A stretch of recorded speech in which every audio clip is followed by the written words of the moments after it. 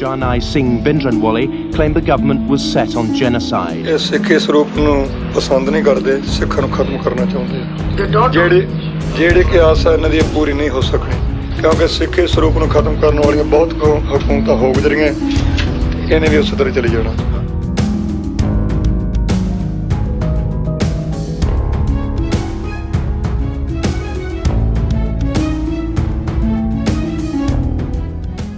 ਜੂਨ 1984 ਦੇ ਵਿੱਚ ਸਿੱਖ ਕੌਮ ਦੇ ਨਾਲ ਜੋ ਕੁਝ ਵਾਪਰਿਆ, ਜੋ ਤਸ਼ੱਦਦ ਢਾਈ ਗਈ, ਉਹ ਅੱਜ ਵੀ ਦੁਨੀਆ ਭਰ ਦੇ ਹਰੇਕ ਸਿੱਖ ਦੇ ਜ਼ਿਹਨ ਦੇ ਵਿੱਚ ਉਸੇ ਤਰ੍ਹਾਂ ਹੀ ਇੱਕ ਅੱਲੇ ਜ਼ਖਮ ਵਾਂਗੂ ਰਿਸ ਰਹੀ ਹੈ।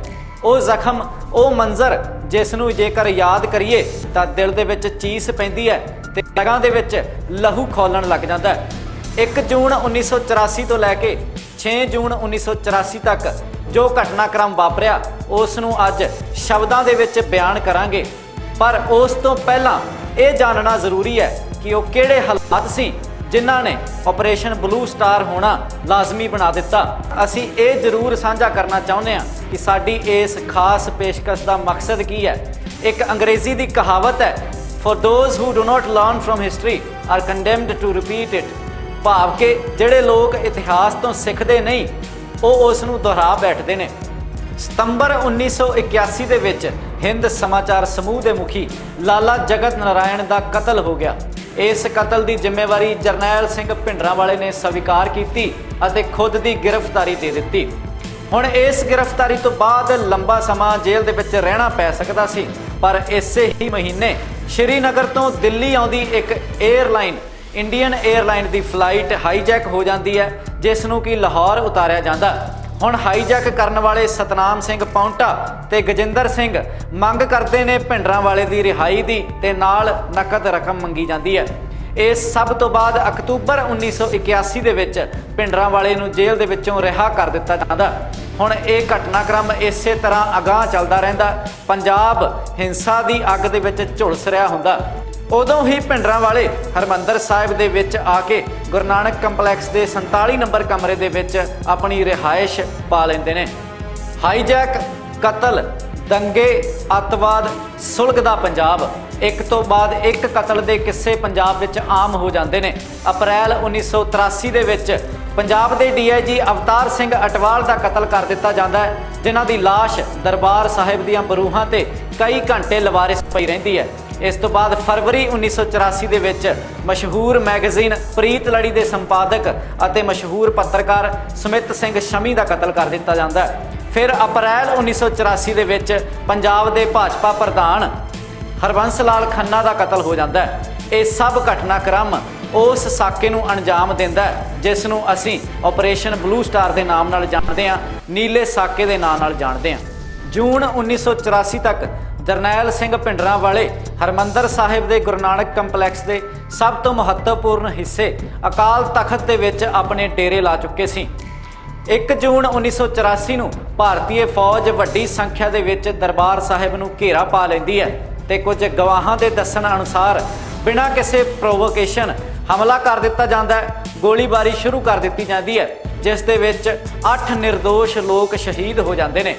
ਇਸ ਮਿਸ਼ਨ ਦੀ ਭਾਰਤੀ ਫੌਜ ਵੱਲੋਂ ਅਗਵਾਈ ਕਰ ਰਹੇ ਕੁਲਦੀਪ ਸਿੰਘ ਬਰਾੜ ਵੱਲੋਂ ਬਿਆਨ ਦਿੱਤਾ ਗਿਆ ਕਿ ਇਹ ਹਮਲਾ ਆਪਰੇਸ਼ਨ ਬਲੂ ਸਟਾਰ ਇਸ ਵਾਸਤੇ ਜ਼ਰੂਰੀ ਹੋ ਗਿਆ ਸੀ ਕਿਉਂਕਿ ਜਰਨੈਲ ਸਿੰਘ ਭਿੰਡਰਾਂਵਾਲੇ ਨੇ ਦਰਬਾਰ ਸਾਹਿਬ ਉੱਤੇ ਖਾੜਕੂ ਸਿੰਘਾਂ ਦੇ ਨਾਲ, ਜੋ ਕਿ ਹਥਿਆਰਾਂ ਦੇ ਨਾਲ ਲੈਸ ਸੀ, ਕਬਜ਼ਾ ਕਰ ਲਿਆ ਸੀ ਅਤੇ ਉਹ ਇਸੇ ਦਰਬਾਰ ਸਾਹਿਬ ਤੋਂ ਹੀ ਇੱਕ ਵੱਖਰੇ ਸਿੱਖ ਰਾਜ ਖਾਲਿਸਤਾਨ ਦੀ ਘੋਸ਼ਣਾ ਕਰਨ ਵਾਲੇ ਸੀ ਤੇ ਪਾਕਿਸਤਾਨ ਦੀ ਫੌਜ ਵੀ ਇਸ ਵਾਕਿਆ ਦੇ ਵਿੱਚ ਉਹਨਾਂ ਦਾ ਸਾਥ ਦੇਣ ਨੂੰ ਤਿਆਰ ਬੈਠੀ ਸੀ। ਸੋ ਇਸੇ ਸਭ ਦੇ ਚੱਲਦਿਆਂ ਇਹ ਹਮਲਾ ਆਪਰੇਸ਼ਨ ਬਲੂ ਸਟਾਰ ਲਾਜ਼ਮੀ ਹੋ ਗਿਆ ਸੀ। 1 ਜੂਨ 1984 ਨੂੰ ਜਿਹੜੀ ਮੁੱਢਲੀ ਗੋਲੀਬਾਰੀ ਭਾਰਤੀ ਫੌਜ ਵੱਲੋਂ ਕੀਤੀ ਗਈ ਉਸ ਦੇ ਵਿੱਚ 8 ਬੇਗੁਨਾਹ ਲੋਕਾਂ ਦੀ ਮੌਤ ਹੋਈ। ਇਹਨਾਂ ਦੇ ਵਿੱਚ ਇੱਕ ਔਰਤ ਤੇ ਇੱਕ ਬੱਚਾ ਵੀ ਸ਼ਾਮਲ ਸੀ। ਹਰਿਮੰਦਰ ਸਾਹਿਬ ਦੇ ਵਿੱਚ ਸਿੱਖ ਰੈਫਰੈਂਸ ਲਾਇਬ੍ਰੇਰੀ ਦੇ ਇੰਚਾਰਜ ਦਵਿੰਦਰ ਸਿੰਘ ਦੁੱਗਲ ਇਸ ਮੌਕੇ ਦੇ ਚਸ਼ਮਦੀਦ ਗਵਾਹ ਨੇ। ਉਹਨਾਂ ਦੇ ਮੁਤਾਬਕ ਜਰਨੈਲ ਸਿੰਘ ਭਿੰਡਰਾਂਵਾਲੇ ਵੱਲੋਂ ਸਭ ਖਾੜਕੂਆਂ ਨੂੰ ਹੁਕਮ ਕੀਤਾ ਗਿਆ ਸੀ ਕਿ ਓਨੀ ਦੇਰ ਖਾੜਕੂਆਂ ਵੱਲੋਂ ਕੋਈ ਵੀ ਗੋਲੀਬਾਰੀ ਨਹੀਂ ਕੀਤੀ ਜਾਵੇਗੀ ਜਦੋਂ ਤੱਕ ਭਾਰਤੀ ਫੌਜ ਹਰਿਮੰਦਰ ਸਾਹਿਬ ਦੇ ਅੰਦਰ ਐਂਟਰ ਨਹੀਂ ਹੁੰਦੀ। ਪਰ ਖਾੜਕੂਆਂ ਵੱਲੋਂ ਬਿਨਾਂ ਕਿਸੇ ਗੋਲੀਬਾਰੀ ਦੇ ਕੀਤੇ ਜਾਣ ਤੋਂ ਹੀ ਭਾਰਤੀ ਫੌਜ ਨੇ ਗੋਲੀਬਾਰੀ ਸ਼ੁਰੂ ਕਰ ਦਿੱਤੀ। ਇਸ ਦਾ ਕਾਰਨ ਸੀ, ਇਸ ਦਾ ਮਕਸਦ ਸੀ ਖਾੜਕੂਆਂ ਦੀ ਪੋਜੀਸ਼ਨ ਅਤੇ ਟ੍ਰੇਨਿੰਗ ਦੀ ਜਾਂਚ ਲੈਣਾ।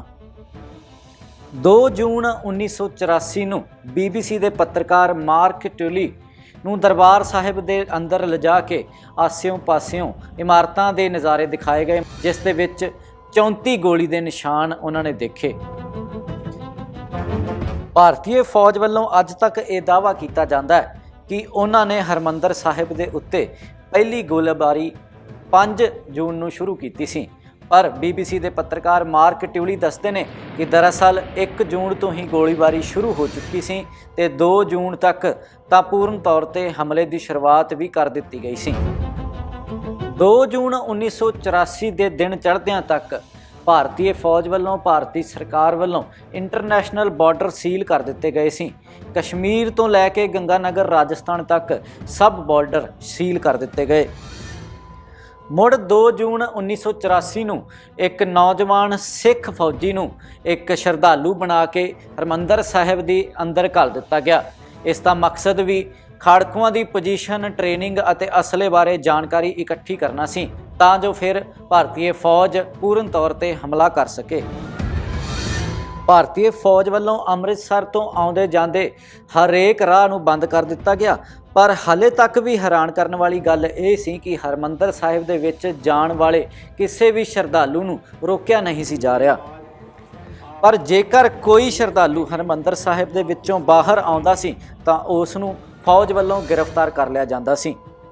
ਇੱਕ ਸਿੱਖ ਸ਼ਰਧਾਲੂ ਜਿਸ ਨੇ ਨੀਲੇ ਸਾਕੇ ਨੂੰ ਆਪਣੀਆਂ ਨਜ਼ਰਾਂ ਨਾਲ ਤੱਕਿਆ, ਜੋ ਕਿ ਹਰਿਮੰਦਰ ਸਾਹਿਬ ਦੇ ਵਿੱਚ 1 ਜੂਨ ਤੋਂ ਲੈ ਕੇ 6 ਜੂਨ ਤੱਕ ਮੌਜੂਦ ਸੀ, ਜਿਸ ਦੀ ਜਾਨ ਇਸ ਸਾਕੇ ਦੇ ਵਿੱਚੋਂ ਬਚ ਗਈ, ਉਸ ਨੇ ਬਿਆਨ ਦਿੱਤਾ ਕਿ ਉਹ ਬਾਹਰ ਆਉਣਾ ਤਾਂ ਚਾਹੁੰਦਾ ਸੀ ਕਿਉਂਕਿ ਉਹ ਖਾੜਕੂਆਂ ਦਾ ਹਿੱਸਾ ਨਹੀਂ ਸੀ, ਹਿਮਾਤੀ ਨਹੀਂ ਸੀ, ਪਰ ਭਾਰਤੀ ਫੌਜ ਵੱਲੋਂ ਜੋ ਵਰਤਾਵਾ ਕੀਤਾ ਜਾ ਰਿਹਾ ਸੀ ਉਸ ਤੋਂ ਡਰਦਾ ਹੋਇਆ ਉਹ ਕਦੇ ਬਾਹਰ ਆਇਆ ਹੀ ਨਹੀਂ। 2 ਜੂਨ ਦੀ ਸ਼ਾਮ ਹੁੰਦਿਆਂ ਤੱਕ ਪੰਜਾਬ ਦੇ ਵਿੱਚ ਹਰੇਕ ਤਰ੍ਹਾਂ ਦੀ ਮੀਡੀਆ ਅਤੇ ਪ੍ਰੈਸ ਨੂੰ ਬੰਦ ਕਰ ਦਿੱਤਾ ਗਿਆ। ਇੱਕ ਤਰ੍ਹਾਂ ਦਾ ਡਿਜੀਟਲ ਤੇ ਇਨਫੋਰਮੇਸ਼ਨਲ ਬਲੈਕਆਊਟ ਪੰਜਾਬ ਦੇ ਵਿੱਚ ਲਾ ਦਿੱਤਾ ਗਿਆ। ਇਸ ਤੋਂ ਬਾਅਦ ਜਨਰਲ ਗੌਰੀ ਸ਼ੰਕਰ ਨੂੰ ਗਵਰਨਰ ਆਫ ਪੰਜਾਬ ਦਾ ਸਿਕਿਉਰਿਟੀ ਐਡਵਾਈਜ਼ਰ ਬਣਾ ਦਿੱਤਾ ਗਿਆ ਤੇ ਹਰਿਮੰਦਰ ਸਾਹਿਬ ਕੰਪਲੈਕਸ ਦੀ ਬਿਜਲੀ ਅਤੇ ਪਾਣੀ ਵੀ ਕੱਟ ਦਿੱਤੇ ਗਏ। 2 ਜੂਨ ਦੀ ਰਾਤ ਨੂੰ ਭਾਰਤੀ ਫੌਜ ਵੱਲੋਂ ਇੱਕ ਵਾਰ ਮੁੜ ਤੋਂ ਹਰਿਮੰਦਰ ਸਾਹਿਬ ਦੇ ਅੰਦਰ ਲੋਕਾਂ ਨੂੰ ਧਮਕੀ ਦਿੱਤੀ ਜਾਂਦੀ ਹੈ। ਕਿਹਾ ਜਾਂਦਾ ਹੈ ਕਿ ਜਿਹੜੇ ਲੋਕ ਖਾੜਕੂਆਂ ਦੇ ਨਾਲ ਨਹੀਂ ਨੇ ਉਹ ਆਪਣੇ ਹੱਥ ਉੱਪਰ ਚੁੱਕ ਕੇ ਬਾਹਰ ਆ ਸਕਦੇ ਨੇ। ਤੇ ਇਸ ਮੌਕੇ ਹੀ ਅਕਾਲੀ ਦਲ ਦੇ ਉੱਘੇ ਆਗੂ ਵਿਰਸਾ ਸਿੰਘ ਵਲਟੋਹਾ ਤੇ ਨਾਲ ਹੀ ਇੱਕ ਹੋਰ ਸਿਆਸਤਦਾਨ ਹਰਮਿੰਦਰ ਸਿੰਘ ਗਿੱਲ ਆਪਣੀਆਂ ਬਾਹਾਂ ਸਿਰ ਤੋਂ ਉੱਪਰ ਹਵਾ ਦੇ ਵਿੱਚ ਚੁੱਕ ਕੇ ਬਾਹਰ ਆਏ ਅਤੇ ਫੌਜ ਨੂੰ ਸਮਰਪਣ ਕਰ ਦਿੱਤਾ। 3 ਜੂਨ 1984 ਦੀ ਸ਼ਾਮ ਹੁੰਦਿਆਂ ਤੱਕ 15,000 ਦੇ ਕਰੀਬ ਸ਼ਰਧਾਲੂ ਹਰਿਮੰਦਰ ਸਾਹਿਬ ਤੱਕ ਪੁੱਜ ਗਏ ਸੀ। ਇਹਨਾਂ ਲੋਕਾਂ ਨੂੰ ਅੰਦਰ ਨਹੀਂ ਜਾਣ ਦਿੱਤਾ ਗਿਆ ਤੇ ਜਿਹੜੇ ਲੋਕ ਹੁਣ ਹਰਿਮੰਦਰ ਸਾਹਿਬ ਦੇ ਵਿੱਚ ਸੀ, ਰਾਤ 10 ਵਜੇ ਤੋਂ ਬਾਅਦ ਉਹਨਾਂ ਨੂੰ ਵੀ ਬਾਹਰ ਨਹੀਂ ਆਉਣ ਦਿੱਤਾ ਗਿਆ। ਇੱਕ ਵਾਰ ਮੁੜ ਤੋਂ ਆਰਮੀ ਵੱਲੋਂ ਪੂਰਨ ਤੌਰ ਤੇ ਕਰਫਿਊ ਲਾ ਦਿੱਤਾ ਗਿਆ। ਜਿਹੜੇ ਲੋਕ ਹਾਲੇ ਵੀ ਹਰਿਮੰਦਰ ਸਾਹਿਬ ਵੱਲ ਵਧਣ ਦੀ ਕੋਸ਼ਿਸ਼ ਕਰ ਰਹੇ ਸੀ, ਉਹਨਾਂ ਦੀਆਂ ਗ੍ਰਿਫਤਾਰੀਆਂ ਹੋਣ ਲੱਗੀਆਂ। ਇਹਨਾਂ ਗ੍ਰਿਫਤਾਰੀਆਂ ਦੇ ਵਿੱਚ 1300 ਅਕਾਲੀ ਵਰਕਰ ਜਥੇਦਾਰ ਨਛੱਤਰ ਸਿੰਘ ਦੀ ਅਗਵਾਈ ਵਿੱਚ ਧਰਮ ਯੁੱਧ ਮੋਰਚੇ ਦੇ ਤਹਿਤ ਗ੍ਰਿਫਤਾਰੀ ਦੇ ਦਿੰਦੇ ਨੇ। 3 ਜੂਨ ਦੀ ਰਾਤ ਇੰਡੀਅਨ ਆਰਮੀ ਦੀ ਅਗਵਾਈ ਕਰ ਰਹੇ ਲੈਫਟੀਨੈਂਟ ਜਨਰਲ ਕੁਲਦੀਪ ਸਿੰਘ ਬਰਾੜ ਵੱਲੋਂ ਹਰਿਮੰਦਰ ਸਾਹਿਬ ਦੀ ਇਮਾਰਤ ਨੂੰ ਪੂਰੀ ਤਰ੍ਹਾਂ ਘੇਰ ਲਿਆ ਜਾਂਦਾ ਹੈ। ਉਸ ਤੋਂ ਬਾਅਦ ਉਹ ਆਪਣੇ ਫੌਜੀਆਂ ਨੂੰ ਅਨਾਉਂਸਮੈਂਟ ਕਰਦੇ ਨੇ ਕਿ ਸਾਡੀ ਲੜਾਈ ਸਿੱਖਾਂ ਜਾਂ ਸਿੱਖੀ ਨਾਲ ਨਹੀਂ, ਸਿਰਫ ਤੇ ਸਿਰਫ ਅੱਤਵਾਦ ਅਤੇ ਅੱਤਵਾਦੀਆਂ ਦੇ ਨਾਲ ਹੈ। ਇਸ ਤੋਂ ਬਾਅਦ ਕੁਲਦੀਪ ਸਿੰਘ ਬਰਾੜ ਵੱਲੋਂ ਅੰਦਰ ਰਹਿ ਚੁੱਕੇ ਸ਼ਖਸਾਂ ਨੂੰ ਵੀ ਅਪੀਲ ਕੀਤੀ ਜਾਂਦੀ ਹੈ ਕਿ ਜੇਕਰ ਕੋਈ ਸ਼ਖਸ ਸਿਰਫ ਤੇ ਸਿਰਫ ਸ਼ਰਧਾਲੂ ਸੀ ਅਤੇ ਅੱਤਵਾਦੀਆਂ ਦੇ ਨਾਲ ਨਹੀਂ ਮਿਲਿਆ ਹੋਇਆ ਤਾਂ ਉਹ ਬਾਹਰ ਆ ਸਕਦਾ ਹੈ, ਪਰ ਇਸ ਦਿਨ ਕੋਈ ਵੀ ਬਾਹਰ ਨਹੀਂ ਆਇਆ। ਜੂਨ 4 ਅਤੇ 5 ਨੂੰ ਵੀ ਮਿਲਟਰੀ ਵੱਲੋਂ ਦਾਅਵਾ ਕੀਤਾ ਜਾਂਦਾ ਹੈ ਕਿ ਉਹਨਾਂ ਨੇ ਅਨਾਉਂਸਮੈਂਟ ਕੀਤੀਆਂ ਸੀ, ਸਪੀਕਰ ਦੇ ਉੱਤੇ ਅਨਾਉਂਸਮੈਂਟ ਕੀਤੀਆਂ ਗਈਆਂ ਸੀ ਕਿ ਜਿਹੜੇ ਲੋਕ ਹਰਿਮੰਦਰ ਸਾਹਿਬ ਅੰਦਰ ਫਸੇ ਹੋਏ ਨੇ ਉਹ ਬਾਹਰ ਆ ਸਕਦੇ ਨੇ ਕਿਉਂਕਿ ਮਿਲਟਰੀ ਵੱਲੋਂ ਹੋ ਜਾਵੇਗੀ। ਇਸ ਤੋਂ ਬਾਅਦ ਭਾਰਤੀ ਫੌਜ ਵੱਲੋਂ ਕਾਰਵਾਈ ਸ਼ੁਰੂ ਹੋ ਜਾਵੇਗੀ। 4 ਜੂਨ ਦੀ ਸ਼ਾਮ ਨੂੰ ਹੀ ਭਾਰਤੀ ਫੌਜ ਵੱਲੋਂ ਰਾਮਗੜੀਆ ਬੂੰਗਾ ਦੇ ਉੱਤੇ ਹਮਲਾ ਬੋਲ ਦਿੱਤਾ ਗਿਆ। ਪਾਣੀ ਦੀ ਟੈਂਕੀ ਦੇ ਉੱਤੇ ਵਿਸਫੋਟ ਕੀਤੇ ਗਏ ਅਤੇ ਹੋਰ ਵੀ ਜਿਹੜੀਆਂ ਪੋਜੀਸ਼ਨਸ ਖੜਕੂ ਸਿੰਘਾਂ ਵੱਲੋਂ ਸੰਭਾਲੀਆਂ ਗਈਆਂ ਸੀ ਉਹਨਾਂ ਦੇ ਉੱਤੇ Q5 25 ਪਾਉਂਡਰ ਆਰਟਿਲਰੀ ਦੇ ਨਾਲ ਹਮਲਾ ਕਰ ਦਿੱਤਾ ਗਿਆ। ਹਾਲਾਂਕਿ ਇਸ ਹਮਲੇ ਦੀ ਸ਼ੁਰੂਆਤ ਦੇ ਵਿੱਚ ਹੀ ਭਾਰਤੀ ਫੌਜ ਨੂੰ ਅੰਦਾਜ਼ਾ ਹੋ ਗਿਆ ਕਿ ਖੜਕੂ ਸਿੰਘ ਕਿਸੇ ਆਮ ਲੜਾਈ ਦੀ ਤਿਆਰੀ ਵਿੱਚ ਨਹੀਂ, ਸਗੋਂ ਕਿ ਇੱਕ ਗੁਰੀਲਾ ਵਾਰ ਵਾਂਗੂ ਉਹਨਾਂ ਨੇ ਆਪਣੀਆਂ ਸਥਾਨ ਸੰਭਾਲੇ ਹੋਏ ਸੀ। ਇਹ ਤਿਆਰੀ ਜਨਰਲ ਸ਼ਵੇਕ ਸਿੰਘ ਦੀ ਕਰਵਾਈ ਹੋਈ ਸੀ। ਇਹ ਹੁਣ ਪੂਰਨ ਤੌਰ ਤੇ ਸਾਬਤ ਹੋ ਚੁੱਕਾ ਸੀ। ਤੋਂ ਬਾਅਦ ਆਰਮੀ ਨੇ ਆਪਣੇ ਹੈਲੀਕਾਪਟਰ ਅਤੇ ਟੈਂਕ ਹਰਮੰਦਰ ਸਾਹਿਬ ਲਾਗੇ ਸੱਦ ਲਏ। ਰਾਤ ਨੂੰ ਕੁਝ ਦੇਰ ਵਾਸਤੇ ਗੋਲੀਬਾਰੀ ਰੋਕੀ ਜਾਂਦੀ ਹੈ ਅਤੇ SGPC ਦੇ ਸਾਬਕਾ ਪ੍ਰਧਾਨ ਗੁਰਚਰਨ ਸਿੰਘ ਟੌਹਰਾ ਨੂੰ ਜਰਨੈਲ ਸਿੰਘ ਭਿੰਡਰਾਂਵਾਲੇ ਦੇ ਨਾਲ ਗੱਲਬਾਤ ਕਰਨ ਵਾਸਤੇ ਅਤੇ ਉਹਨਾਂ ਨੂੰ ਸਰੈਂਡਰ ਕਰਵਾਉਣ ਵਾਸਤੇ ਹਰਮੰਦਰ ਸਾਹਿਬ ਦੇ ਅੰਦਰ ਘੱਲਿਆ ਜਾਂਦਾ ਹੈ। ਪਰ ਇਹ ਗੱਲਬਾਤ, ਇਹ ਵਿਚਾਰ ਵਟਾਂਦਰਾ ਅਸਫਲ ਰਹਿੰਦਾ ਹੈ ਅਤੇ ਗੋਲੀਬਾਰੀ ਮੁੜ ਤੋਂ ਸ਼ੁਰੂ ਹੋ ਜਾਂਦੀ ਹੈ। 5 ਜੂਨ 1984 ਨੂੰ ਹੁਣ ਭਾਰਤੀ ਫੌਜ ਨੇ ਪੂਰੀ ਤਰ੍ਹਾਂ ਹਮਲਾ ਬੋਲ ਦਿੱਤਾ ਸੀ ਹਰਮੰਦਰ ਸਾਹਿਬ ਉੱਤੇ ਅਤੇ ਜਰਨੈਲ ਸਿੰਘ ਭਿੰਡਰਾਂਵਾਲੇ ਦੇ ਸਾਥੀਆਂ ਦੇ ਉੱਤੇ। ਜੂਨ ਦੀ ਸਵੇਰ ਹੁੰਦਿਆਂ ਹੀ ਰਾਗੀ ਹਰਮਿੰਦਰ ਸਿੰਘ ਅਤੇ ਅਮਰੀਕ ਸਿੰਘ ਤੇ ਅਵਤਾਰ ਸਿੰਘ ਦੀ ਗੋਲੀ ਲੱਗਣ ਦੇ ਨਾਲ ਮੌਤ ਹੋ ਗਈ ਸੀ। ਚਸ਼ਮਦੀਦ ਗਵਾਹਾਂ ਦੇ ਬਿਆਨ ਮੰਨੀਏ ਤਾਂ ਉਹਨਾਂ ਦੇ ਅਨੁਸਾਰ ਭਾਰਤੀ ਫੌਜ ਵੱਲੋਂ ਇੱਕ ਕਮਰੇ ਦੇ ਵਿੱਚ 40 ਤੋਂ 50 ਜਣੇ ਭਰ ਦਿੱਤੇ ਗਏ ਸੀ, ਜਿਨ੍ਹਾਂ ਦੇ ਵਿੱਚ 6 ਮਹੀਨਿਆਂ ਦੇ ਛੋਟੇ ਬੱਚੇ ਵੀ ਸ਼ਾਮਲ ਸੀ। ਜੂਨ ਨੂੰ ਹਰਮੰਦਰ ਸਾਹਿਬ ਦੇ ਅੰਦਰ ਮੌਜੂਦ ਇੱਕ ਮਹਿਲਾ ਪੀੜਤ ਵੱਲੋਂ ਇਹ ਦੱਸਿਆ ਜਾਂਦਾ ਹੈ ਕਿ ਭਾਰਤੀ ਫੌਜ ਵੱਲੋਂ ਵਾਰ-ਵਾਰ ਅਨਾਉਂਸਮੈਂਟ ਕੀਤੀ ਜਾ ਰਹੀ ਸੀ ਵੀ ਜਿਹੜੇ ਲੋਕ ਅੰਦਰ ਫਸੇ ਹੋਏ ਨੇ ਉਹ ਹੱਥ ਉੱਪਰ ਕਰਕੇ ਬਾਹਰ ਆ ਜਾਣ ਤੇ ਉਹਨਾਂ ਨੂੰ ਅਸੀਂ ਬਿਲਕੁਲ ਸੁਰੱਖਿਅਤ ਤੌਰ ਤੇ ਹਰਮੰਦਰ ਸਾਹਿਬ ਵਿੱਚੋਂ ਬਾਹਰ ਜਾਣ ਦਿਆਂਗੇ। ਪਰ ਜਦੋਂ ਵੀ ਕੋਈ ਇਸ ਤਰੀਕੇ ਬਾਹਰ ਜਾਣ ਦੀ ਕੋਸ਼ਿਸ਼ ਕਰਦਾ ਸੀ ਤਾਂ ਉਸ ਤੋਂ ਅਗਲੇ ਦਿਨ ਪਰਿਕਰਮਾ ਦੇ ਵਿੱਚ ਉਸ ਸ਼ਖਸ ਦੀ ਲਾਸ਼ ਵਿਖਾਈ ਦਿੰਦੀ ਸੀ। 5 ਜੂਨ ਦੀ ਸਵੇਰ ਹੁੰਦਿਆਂ ਹੀ ਹਰਮੰਦਰ ਸਾਹਿਬ ਕੰਪਲੈਕਸ ਦੇ ਉੱਤੇ ਗੋਲੀਬਾਰੀ ਸ਼ੁਰੂ ਹੋ ਚੁੱਕੀ ਸੀ ਤੇ ਅਕਾਲ ਤਖਤ ਦੇ ਉੱਤੇ ਵੀ ਹਮਲਾ ਬੋਲ ਦਿੱਤਾ ਗਿਆ ਸੀ। 5 ਜੂਨ ਦੀ ਸ਼ਾਮ ਹੁੰਦਿਆਂ BSF ਤੇ CRPF ਨੇ ਹੋਟਲ ਟੈਂਪਲ ਵਿਊ ਅਤੇ ਬ੍ਰਹਮ ਬੂਟਾ ਅਖਾੜਾ ਨੂੰ ਆਪਣੇ ਕਬਜ਼ੇ ਹੇਠ ਲੈ ਲਿਆ ਸੀ। ਇਸੇ ਸਮੇਂ ਹੀ ਭਾਰਤੀ ਫੌਜ ਵੱਲੋਂ ਹੋਰ 42 ਤੋਂ 74 ਗੁਰਦੁਆਰਿਆਂ ਦੇ ਉੱਤੇ ਹਮਲਾ ਕੀਤਾ ਗਿਆ ਤੇ ਉਹਨਾਂ ਨੂੰ ਆਪਣੇ ਕਬਜ਼ੇ ਹੇਠ ਲੈ ਲਿਆ ਗਿਆ। 5 ਜੂਨ ਦੇਰ ਰਾਤ ਨੂੰ ਭਾਰਤੀ ਫੌਜ ਵੱਲੋਂ ਟੈਂਕਾਂ ਦੇ ਨਾਲ ਹਰਮੰਦਰ ਸਾਹਿਬ ਦੇ ਉੱਤੇ ਹਮਲਾ ਕਰ ਦਿੱਤਾ ਗਿਆ। 3 ਪੱਖੋਂ ਹਮਲਾ ਕੀਤਾ ਗਿਆ ਤੇ ਵੱਖ-ਵੱਖ ਰੈਜੀਮੈਂਟ ਅੰਦਰ ਘੱਲੇ ਗਏ, ਜਿਸ ਦੇ ਤਹਿਤ ਭਾਰੀ ਗੋਲਾਬਾਰੀ ਹੋਈ ਤੇ ਉਸ ਤੋਂ ਬਾਅਦ ਕਈ ਲੋਕ ਸ਼ਹੀਦ ਹੋਏ। 6 ਜੂਨ 1984 ਨੂੰ ਵਿਜੰਤਾ ਟੈਂਕਾਂ ਵੱਲੋਂ ਅਕਾਲ ਤਖਤ ਨੂੰ ਛੱਲੀ ਕਰ ਦਿੱਤਾ ਗਿਆ। ਅਕਾਲ ਤਖਤ ਦੀ ਇਮਾਰਤ ਨੂੰ ਭਾਰੀ ਨੁਕਸਾਨ ਹੋਇਆ, ਪਰ ਮੁੱਢਲਾ ਢਾਂਚਾ ਹਲੇ ਵੀ ਖਲੋਤਾ ਸੀ। ਭਾਰਤੀ ਫੌਜ ਦੇ ਦੱਸਣ ਅਨੁਸਾਰ ਖੜਕੂ ਸਿੰਘਾਂ ਕੋਲੋਂ ਚਾਈਨੀਜ਼ ਰਾਕਟ ਪ੍ਰੋਪੈਲਡ ਗ੍ਰੇਨੇਡ ਲਾਂਚਰ ਵੀ ਬਰਾਮਦ ਹੋਏ ਅਤੇ ਪਾਕਿਸਤਾਨੀ ਅਸਲਾ ਵੀ ਬਰਾਮਦ ਹੋਇਆ। 7 ਜੂਨ 1984 ਨੂੰ ਆਰਮੀ ਅਕਾਲ ਤਖਤ ਅੰਦਰ ਐਂਟਰ ਹੁੰਦੀ ਹੈ ਅਤੇ ਉੱਥੇ ਉਹਨਾਂ ਨੂੰ ਜਰਨੈਲ ਸਿੰਘ ਭਿੰਡਰਾਂਵਾਲੇ, ਜਨਰਲ ਸ਼ਵੇਕ ਸਿੰਘ ਅਤੇ ਅਮਰੀਕ ਸਿੰਘ ਹੋਣਾ ਦੀਆਂ ਲਾਸ਼ਾਂ ਬਰਾਮਦ ਹੁੰਦੀਆਂ ਨੇ। ਭਾਰਤੀ ਫੌਜ ਅਤੇ ਸਰਕਾਰ ਵੱਲੋਂ ਜਾਰੀ ਕੀਤੇ ਗਏ ਆંકੜਿਆਂ ਦੇ ਅਨੁਸਾਰ 550 ਦੇ ਕਰੀਬ ਖਾੜਕੂ ਸਿੰਘ ਮਾਰੇ ਗਏ ਤੇ ਇਸ ਹਮਲੇ ਦੇ ਵਿੱਚ ਨਿਰਦੋਸ਼ ਲੋਕਾਂ ਦੀ ਵੀ ਜਾਨ ਗਈ। ਪਰ ਜੋ ਆંકੜਾ ਭਾਰਤੀ ਫੌਜ, ਭਾਰਤੀ ਸਰਕਾਰ ਵੱਲੋਂ ਮੋਹਰੇ ਰੱਖਿਆ ਗਿਆ ਉਹ ਕੁਝ ਸੌਵਾਂ ਦਾ ਹੀ ਸੀ, ਜਦ ਕਿ ਹੋਰਾਂ ਸੋਰਸਿਸ ਦੀ ਮੰਨੀ ਜਾਵੇ ਤਾਂ ਨਿਰਦੋਸ਼ ਲੋਕਾਂ ਦੀਆਂ ਮੌਤਾਂ ਹਜ਼ਾਰਾਂ ਦੇ ਵਿੱਚ ਹੋਈਆਂ ਸੀ। ਹਰਮੰਦਰ ਸਾਹਿਬ ਉੱਤੇ ਭਾਰਤੀ ਫੌਜ ਵੱਲੋਂ ਇਹ ਹਮਲਾ ਭਾਰਤ ਸਰਕਾਰ ਵੱਲੋਂ ਕਰਵਾਇਆ ਗਿਆ ਅਤੇ ਇੰਦਰਾ ਗਾਂਧੀ ਉਸ ਵੇਲੇ ਦੀ ਭਾਰਤ ਦੀ ਪ੍ਰਧਾਨ ਮੰਤਰੀ ਦੀ ਮੌਤ ਦਾ ਸਿੱਧੇ ਤੌਰ ਤੇ ਕਾਰਨ ਬਣਿਆ।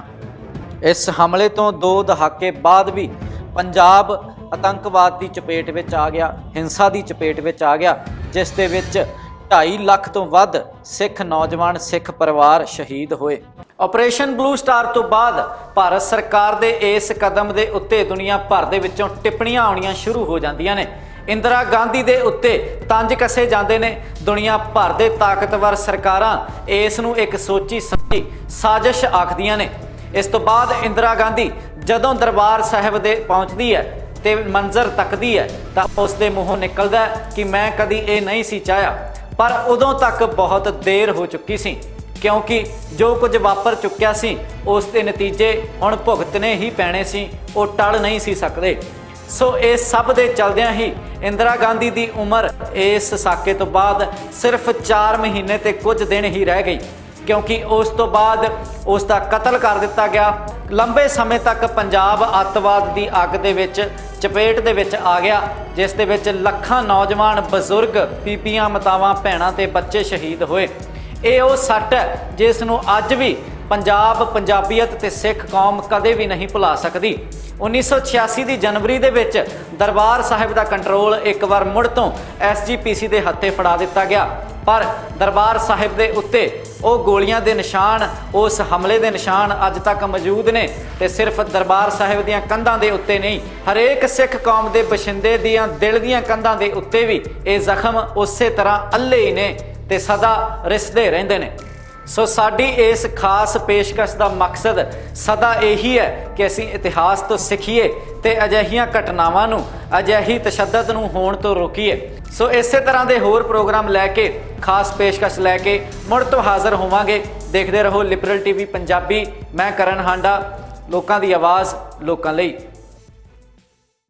Liberal TV Punjabi.